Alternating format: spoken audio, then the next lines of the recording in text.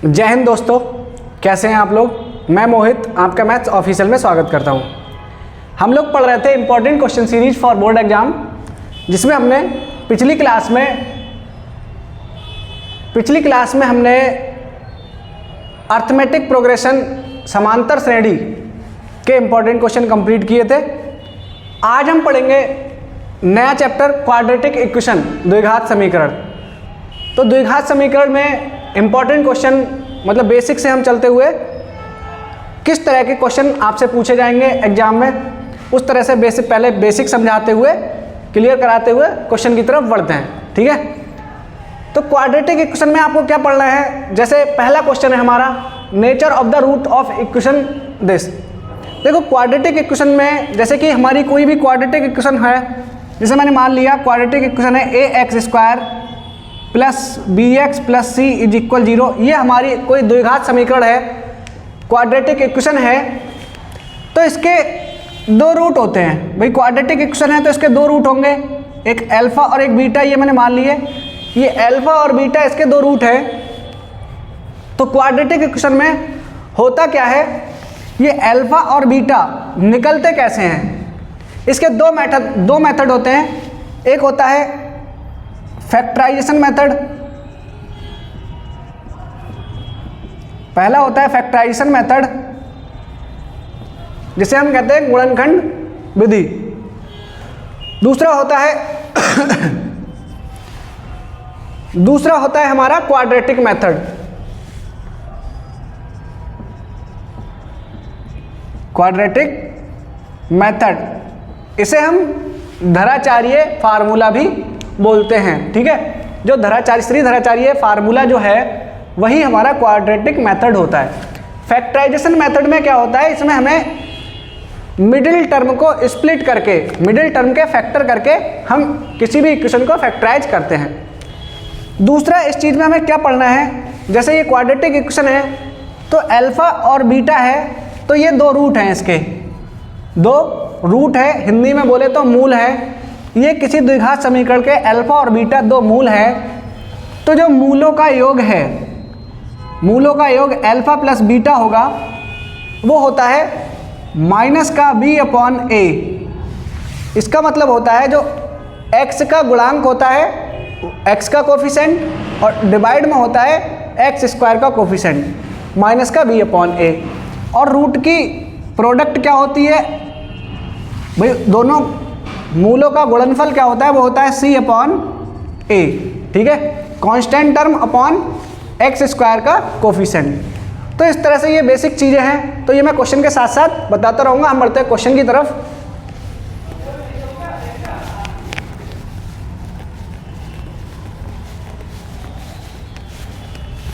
अब जैसे पहला क्वेश्चन है हमारा नेचर ऑफ द रूट्स, तो मैं पहले नेचर ऑफ रूट्स समझाता हूँ आपको क्या होते हैं। Nature of roots, nature of roots के लिए हमें दो चीजें पढ़नी होती हैं। पहले तो डिस्क्रिमिनेंट डी, जो कि होता है b² माइनस 4ac। जो नेचर ऑफ रूट्स है वो डी पर डिपेंड करता है। ठीक है, जिसे बोलते हैं डिस्क्रिमिनेंट, हिंदी में बोलते हैं विविक्त कर। क्या बोलते हैं, विविक्त कर, डिस्क्रिमिनेंट। तो d की वैल्यू क्या होगी। ठीक है, अब यहां से d की वैल्यू भाई देखो तीन वैल्यू हो सकती हैं, या तो नेगेटिव, या पॉजिटिव, या इक्वल टू 0। तो जो नेचर ऑफ रूट्स है वो इस पे डिपेंड करता है। अगर d की वैल्यू 0 है, if d is equal 0, then nature of roots क्या हो जाएगा, रियल एंड इक्वल। तो जो नेचर ऑफ रूट है, रूट्स कैसे होंगे, वो रियल एंड इक्वल हो जाएंगे।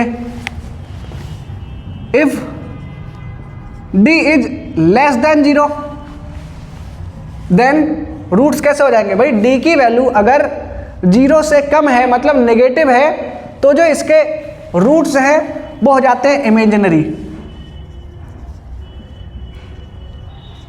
इमेजिनरी रूट्स बनते हैं इसके। ठीक है, इफ इमेजिनरी का मतलब काल्पनिक। ठीक है। If d is greater than 0 then roots कैसे होते हैं, रियल एंड डिस्टिंक्ट। मतलब d अगर 0 है तो उसके रूट्स वास्तविक होंगे और दोनों रूट्स कैसे होंगे, समान, इक्वल होंगे।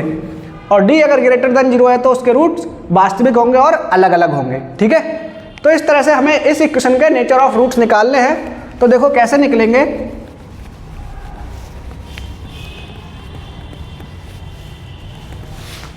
भाई पहला क्वेश्चन हमारा जो इक्वेशन दी है वो 4x² plus 4√3x plus 3 is equal 0 दी है। इसका हम कंपेयर करा देंगे ax² plus bx plus c is equal 0 से। तो हमको क्या मिल जाएगा, a इज इक्वल 4 है, b इज इक्वल, भाई x का कोफिशिएंट जो है वो 4√3 है और जो कांस्टेंट टर्म है वो 3 है। तो हमें निकालना नेचर ऑफ रूट। इसके लिए हम निकालेंगे d। d होता है b² minus 4ac। b square का मतलब b का स्क्वायर करना है, तो b का स्क्वायर मिलेगा 4 का स्क्वायर 16 और √3 का स्क्वायर 3। तो 16 3 होता है 48 माइनस 4 इंटू a कितना है 4 और c कितना है 3। तो ये आया 48 इंटू 4 4 जा 16, 16 3 जा 48। तो जो d हमारा आया वो 0 आया, ठीक है। अब d अगर 0 है देन नेचर ऑफ रूट क्या होंगे, nature of roots, nature of roots के लिए क्या लिखना पड़ेगा, इस तरह से लिखना पड़ेगा, देन रूट्स आर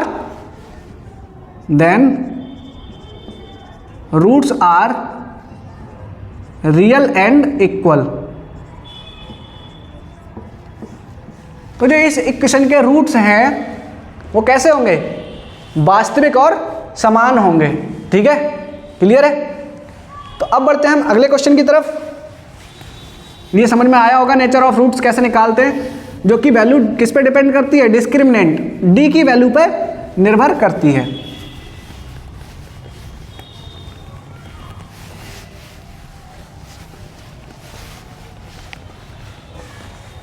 अगला क्वेश्चन है, इसमें कह रहे हैं solve the quadratic equation by factorization method. ये क्वेश्चन आते हैं। अब जैसे मैंने आपको बताया था इसके दो तरीके होते हैं, एक factorization method, splitting of middle term भी बोलते हैं इसको, बीच वाले टर्म को ब्रेक करके लिखना है, स्प्लिट करके लिखना है। फैक्टराइजेशन मेथड में होता क्या है, इसके हमें फैक्टराइजेशन मेथड से इसका सॉल्यूशन निकालना है, मतलब x की वैल्यू निकालनी है। इक्वेशन है मेरी x² minus x minus 156 is equal 0। तो ये क्वेश्चन सॉल्व करते कैसे हैं वो आपको समझना है ध्यान से। x² का जो कोफिशिएंट होता है उसकी और कांस्टेंट टर्म की प्रोडक्ट कराते हैं, तो वो आ जाएगी 1 इंटू 156। मतलब आपको दो ऐसे नंबर चूज करने हैं जिनकी प्रोडक्ट करके 156 आ जाए, और लास्ट वाला साइन देखते हैं जो कांस्टेंट टर्म नेगेटिव है, माइनस करके 1 आना चाहिए। माइनस करके कितना आना चाहिए 1। भाई x का कोफिशिएंट 1 है, जब कुछ नहीं होता तो 1 होता है। तो दो ऐसे नंबर चूज करने हैं, दो ऐसे फैक्टर आपको लाने हैं जिनकी प्रोडक्ट करके 156 और माइनस करके 1 आ जाए। तो कैसे निकालेंगे, देखो 156 के फैक्टर करता हूं मैं। 156 किससे डिविजिबल है, 156 13 से डिविजिबल है। किससे डिविजिबल है, 13 से। तो 13 से अगर मैं इसको डिवाइड कर दूं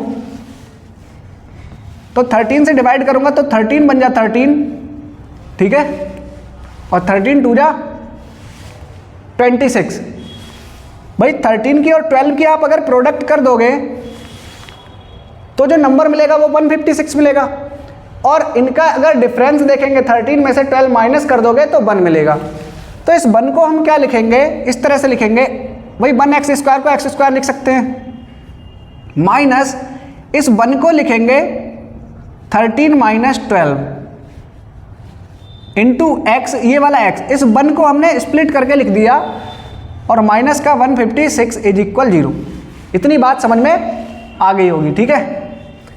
यहां से लिखेंगे x² minus 13x minus minus और minus plus 12x minus 156 is equal 0। इन दोनों से x कॉमन है, यहाँ बचेगा x और यहाँ बचेगा माइनस का 13। जो इस ब्रैकेट में बचता है वही आपको इधर बचाना है।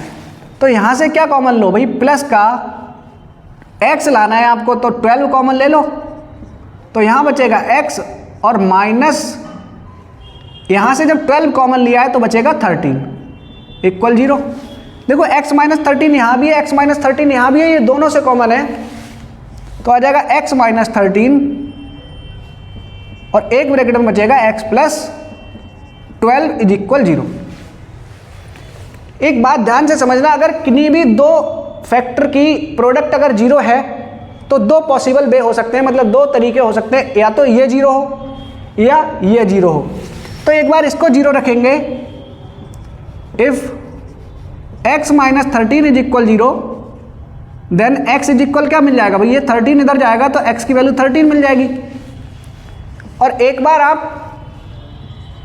x प्लस 12 को 0 रखोगे तो x की वैल्यू माइनस 12 मिलेगी।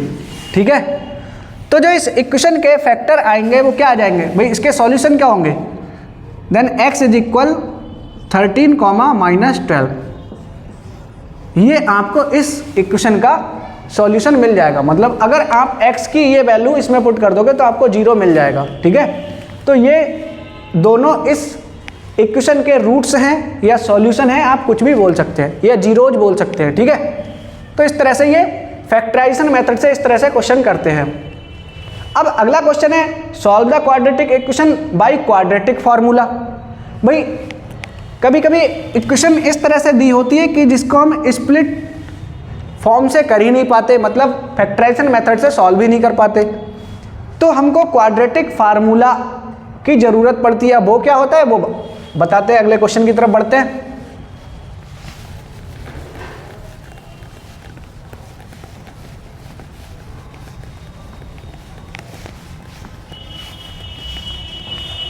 क्वेश्चन नंबर 3 है, इसमें हमसे कह रहे हैं solve the quadratic equation by quadratic formula.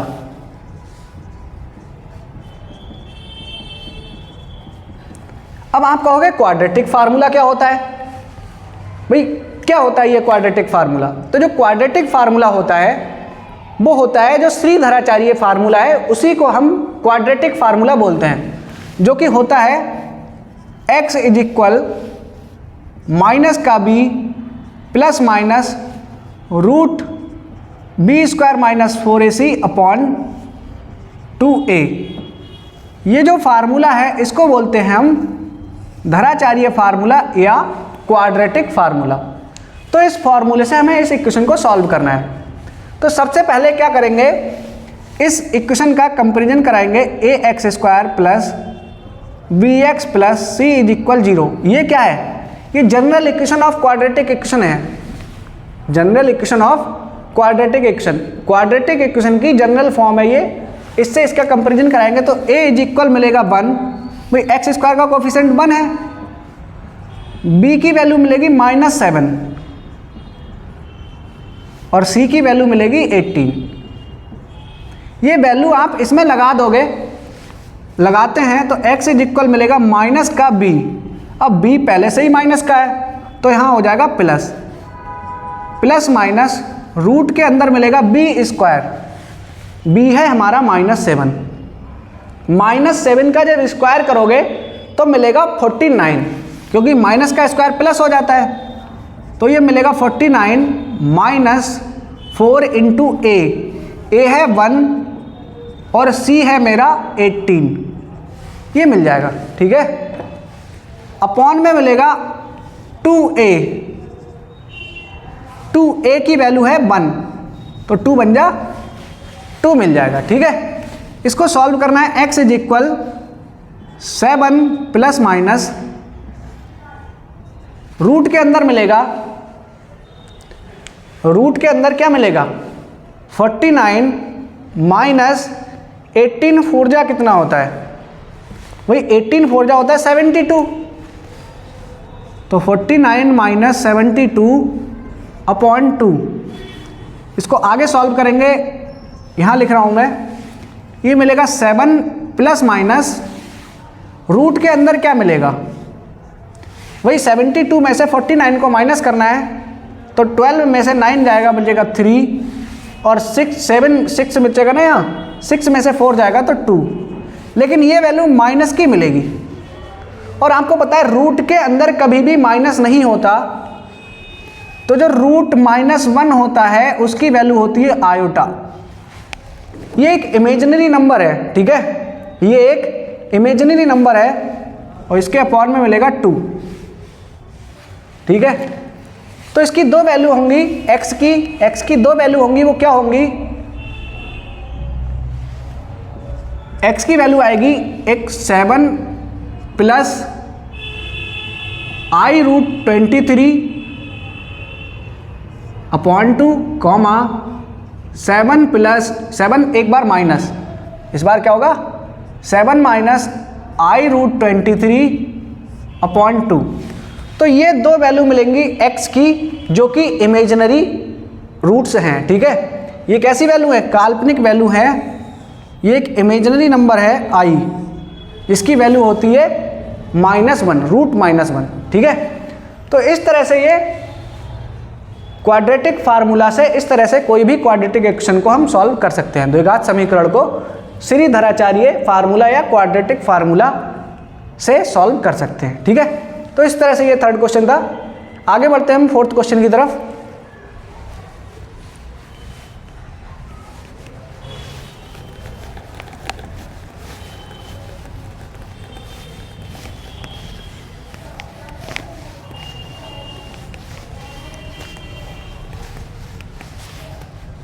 अगला क्वेश्चन है क्वेश्चन नंबर 4। क्वेश्चन नंबर 4 में कह रहे हैं फाइंड द वैल्यूज ऑफ के, हमें के की वैल्यू ज्ञात करनी है, for which the quadratic equation 4x² minus 3kx 4x² minus 3kx plus 1 is equal 0 has real and equal roots. अभी हमने देखा था नेचर ऑफ रूट्स, मैंने आपको बताया था कि जब रियल और इक्वल रूट्स होते हैं तब जो द्विघात समीकरण में जो डिस्क्रिमिनेंट होता है d, उसकी वैल्यू 0 होती है, ठीक है। तो यहां से लिखेंगे equation has equal and real roots, real roots, भाई इसके इक्वल और रियल रूट्स हैं, तब होता क्या है, देन d इज इक्वल 0। भाई जो d होता है डिस्क्रिमिनेंट, उसकी वैल्यू 0 होती है, जो विविक्तकर होता है वो 0 होता है, और d की वैल्यू होती है b² minus 4ac is equal 0। तो यहां से मिलेगा हमें b² इज इक्वल 4ac, इसको इक्वेशन नंबर 1 कह देंगे। और इस इक्वेशन का अगर हम ax² mine plus vx plus c से कंपेरिजन करा दें तो यहाँ से क्या मिल जाएगा हमको, a की वैल्यू मिलेगी 4 और b की वैल्यू मिलेगी -3k। देखो x का कोफिशिएंट जो होता है पूरा विद साइन वो b होता है, x का कोफिशिएंट जो होगा वो b होगा, तो -3k और c जो मिलेगा वो 1 मिलेगा, ठीक है। ये वैल्यू 1 में पुट कर दो, पुट इन 1। ये वैल्यू अगर इक्वेशन 1 में पुट करोगे तो b का स्क्वायर क्या मिलेगा, देखो -3k का स्क्वायर, तो -3k का square is equal 4 into a की वैल्यू 4 है और c की वैल्यू 1 है। यहाँ से -3 का जो स्क्वायर मिलेगा वो 9 मिलेगा और k स्क्वायर इज इक्वल मिलेगा 4 4 जा 16, के स्क्वायर की वैल्यू जो मिलेगी वो 16/9 मिलेगी। अब आप कहोगे जो k की वैल्यू होगी, आप कहोगे k की वैल्यू 4/3 मिल जाएगी, लेकिन मेरे भाई k की वैल्यू 4/3 नहीं होगी, k की वैल्यू ±4/3 होगी। k की वैल्यू क्या होगी, ±4/3 होगी। कैसे, वो मैं बताता हूँ आपको। भाई जो k की वैल्यू है वो ±4/3 इसलिए होगी क्योंकि यहाँ पर k स्क्वायर है, इसका मतलब है के स्क्वायर की वैल्यू 16/9 है, तो के की दो वैल्यू होंगी, एक प्लस का 4/3 और एक माइनस का 4/3। ठीक है, आगे बढ़ते हैं अगले क्वेश्चन की तरफ।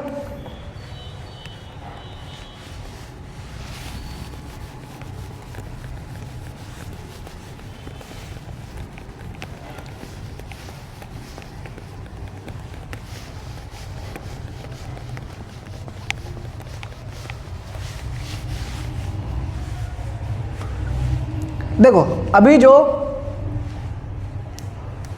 के की वैल्यू, अगर मान लो के की वैल्यू है, के स्क्वायर की वैल्यू 16/9 थी, तो यहाँ से के की दो वैल्यू आएंगी। वो कैसे आएंगी वो देखो, इसको आप लिखोगे के स्क्वायर, ये माइनस का इधर आएगा 16/9 इक्वल 0।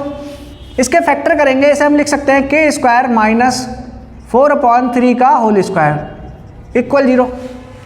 इसको लिखेंगे के प्लस 4/3 और एक ब्रैकेट में के माइनस 4/3, ए स्क्वायर माइनस बी स्क्वायर से के की वैल्यू मिल जाएगी 4/3 कॉमा माइनस 4/3, इससे मिलेगी प्लस वाली और इससे मिलेगी माइनस वाली, तो ये दो वैल्यू के की आएंगी। ठीक है, इस तरह से ये के की दो वैल्यू आती हैं।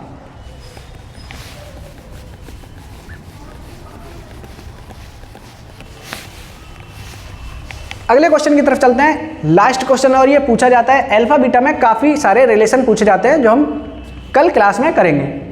तो आज का ये क्वेश्चन है 5th वाला, इसमें ये कह रहे हैं if alpha and beta are the roots of equation this.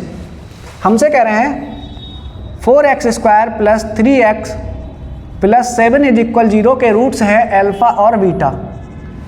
ये दो रूट्स हैं। ठीक है, हमें दिखाना है 1/α प्लस 1/बीटा की वैल्यू फाइंड करके। ठीक है, तो यहाँ से हम क्या करेंगे, ax² plus bx plus c is equal 0 से कंपेरिजन करा दूं अगर मैं इसका, तो a की वैल्यू मिल जाएगी 4 और b की वैल्यू मिलेगी 3 और c की वैल्यू मिलेगी 7। ठीक है, तो यहाँ से हमको पता है कि अगर इसके रूट्स अल्फा और बीटा हैं तो जो सम ऑफ रूट्स होगा वो अल्फा प्लस बीटा होगा, जो होता है माइनस का v/a। तो इसकी जो वैल्यू होगी वो हो जाएगी माइनस का 3/4। एंड प्रोडक्ट ऑफ रूट्स क्या होता है, अल्फा इंटू बीटा वो होता है c/a। c की वैल्यू है 7 और a की वैल्यू है 4, तो ये 7/4 आ जाएगा। हमें निकालना है हमें निकालना है 1/α प्लस 1/बीटा। अगर हम इसको एलसीएम लेके सॉल्व कर लें तो मिलेगा अल्फा बीटा, और ये बीटा इधर जाएगा प्लस अल्फा इधर जाएगा। तो चाहे अल्फा प्लस बीटा हो चाहे बीटा प्लस अल्फा हो, तो इसकी वैल्यू तो -3/4 ही रहेगी। तो ये वैल्यू मिलेगी -3/4 अपॉन अल्फा बीटा की वैल्यू 7/4 है। तो ये 4 से 4 कैंसिल हो जाएगा, ये जो वैल्यू मिलेगी वो मिलेगी -3/7। तो ये आपका -3/7 इस क्वेश्चन का आंसर हो जाएगा। ठीक है, तो इस तरह से अल्फा और बीटा में अगर कोई अल्फा और बीटा किसी इक्वेशन के रूट हैं द्विघात समीकरण के, तो उनका जो योगफल होता है वो होता है -b/a और जो प्रोडक्ट होती है वो c/a होती है। ठीक है, तो इस तरह से हमने 1/α प्लस 1/बीटा की वैल्यू निकाल ली। ये आपसे अलग अलग तरीके से कई सारे रिलेशन पूछ सकता है, वो इसी तरह से निकालते हैं हम। ठीक है, तो आगे का क्वेश्चन करेंगे अगली क्लास में, तब तक के लिए पढ़ते रहिए, धन्यवाद।